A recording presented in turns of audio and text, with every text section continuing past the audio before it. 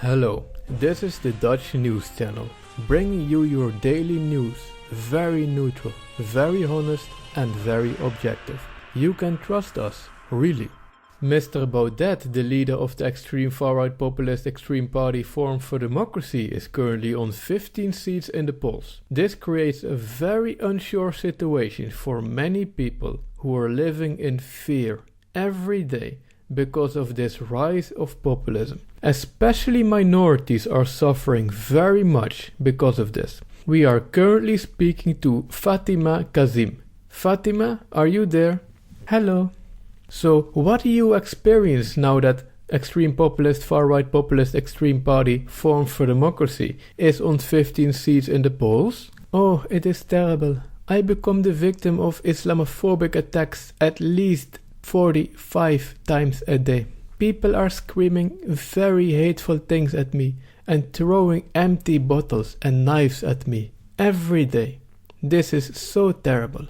Oh, I immediately believe everything you say. Do you think the frequency of these attacks has increased since extreme far-right populist party Forum for Democracy is on 15 seats in the polls? Yes, it has definitely gotten worse since they are on 15 seats in the polls. Because before this, I only became the victim of these Islamophobic attacks 30 times a day. But now it has become 45 times a day. That is really terrible. Thank you for your time, Fatima. This proves again how bad the situation has become now that extreme far-right populist neo-Nazi party Forum for Democracy is on 15 seats in the polls. And of course, Fatima is not the only person who is the victim of these type of attacks. There are hundreds of thousands of people, just like Fatima, in our country, who are suffering tremendously because of the far-right extremist populist party Forum for Democracy. This is all really true. Mr. Baudet, the leader of the extreme far-right populist neo-Nazi xenophobic party, is a very dangerous man. One time, he even made a very controversial statement. Let's take a look. Open borders and a welfare state are a disastrous combination. Oh, see how bad that was? I am currently in contact with Bert Gijssen, who is an expert on racism and xenophobia. Bert, are you there? Yes, hello. Can you tell us something about what's happening? Well, what you'll see is that these type of populist figure benefit a lot from spreading hatred and fear. They just want to divide people and spread hatred and fear. That sounds terrible. Do you think there still is hope for Fatima and these hundreds of thousands of women just like her who have to suffer tremendously every day because of the rise of populism? Well, what you'll often see is that the problem lies with the freedom of expression. Of course, the freedom of expression is very important, but I think that it should not be misused by people who just want to spread fear and hatred. Personally, I believe very strongly in the power of the rule of law, and I think the rule of law should be applied. Wow, thank you for these very wise words. So see, there still is hope for Fatima and the hundreds of thousands of women like her who experience at least 45 Islamophobic attacks a day, which is really true. In Amsterdam, there has been a car attack near a bus station. The driver suddenly lost control over the wheel. 4 people have died and 7 others got wounded. The police has arrested the perpetrator, a man named Hassan al-Juziz, but he has been released by the police because it was just an accident. We are now talking to the police department of Amsterdam. Yes, he is innocent. He didn't do it. So can you tell us anything about what happened? Nothing. He is innocent. Okay, thank you for your time, sir. Hassan al-Juziz is a very peaceful man who always prays at the local mosque, which happens to be the Al-Adala Mosque. Our correspondent has made a short report about the mosque. This is the Al-Adala Mosque. A few weeks ago, there were gossips about this mosque. They said that they were instructing people to commit violence against the non-Muslim population. However, all these gossips turned out to be false, and the people who produced the gossips were later arrested for hate speech. In reality, the Al-Adala Mosque is a very peaceful mosque, where many peaceful Muslims go to pray, spend time, and exchange love, gifts, and kindness. So it seems that there is a lot of Islamophobia in Amsterdam. Meanwhile, our correspondent has found the local imam. Hello, sir. Hello, infidel. Oh, hello. How are you doing, sir? So can you tell us anything about Hassan al-Juziz and the car accident? Oh, we strongly condemn this attack. It has nothing to do with our faith. So we strongly condemn any attack against any person who is innocent, according to the Quran.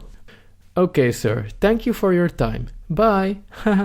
As you could see, that was a very peaceful and friendly man. And there is no problem. Populist extreme far-right politician Geert Wilders had to cancel one of his populist events. He was planning to speak to a far-right crowd of far-right extremists somewhere in his hometown Venlo. The far-right event got cancelled because one of his security guards, Mohammed Al-Qazat, had given the time and location of the event to members of Al-Qaeda. Nobody from the far-right extreme populist event wanted to talk to us. But we found a spokesperson from Security X, the company that takes care of Wilders' security. Well, yeah, sorry about this. We've been paying close attention to Mohammed Al-Qazat for a few months now. We already had some suspicions, but we couldn't do anything because our diversity officer wouldn't allow it. So annoying. Many of the far-right extremists are very angry now. They were waiting for the far-right populist extremist event to start, but then their far-right extremist populist extremist hero didn't appear. So now many of them are very angry. We have contact with one of them, and he is very racist. Hello, are you there? Hey, hello. So, are you angry? No, I think angry is a big word. I personally understand very well that Geert Wilders can't come if it isn't safe. Oh, as you can see, he is very racist. Sir, why are you a Nazi? What? Hey, that is very impolite of you. Then what would you call it, sir? Well, whatever. It's no use talking to you guys anyway. I'm going for a pizza.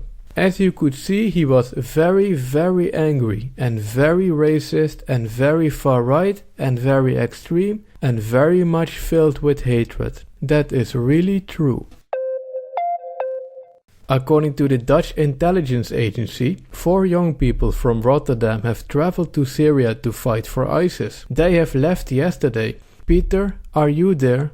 Hey, yes. So these 4 guys have left to Syria, and for that reason it was a very sad day at the Dutch Institution for Social Welfare. It was a very sad day, and everyone felt very sad, because all 4 of them should be receiving their welfare next week, and now everyone is afraid that they don't receive it anymore now that they've left to fight for ISIS. Whether we agree with their decision or not, they do have the right to get their welfare money. So now we are talking to the Financial Institute of ISIS to see if we can somehow send them the money in another way. I really hope that we can solve this problem. That is good to hear. Of course, we all hope the problem will be solved. It is very sad that they left. We are currently in contact with Lisbeth Janssen, who is an expert from the University of Utrecht. A very good expert. Very good. Lisbeth, what is happening? Why did they leave?